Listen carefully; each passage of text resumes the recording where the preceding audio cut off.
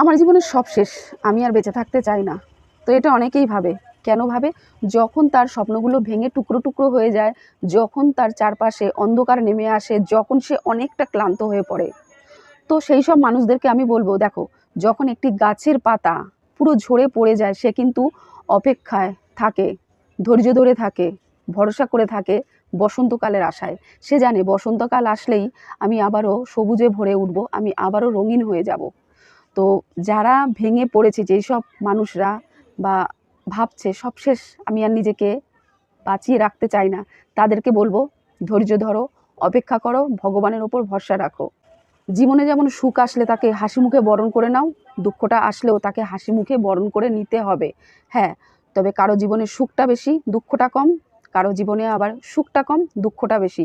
এগুলো হচ্ছে কর্মফল অনুযায়ী যে যার ভাগ্যের ফল পায়।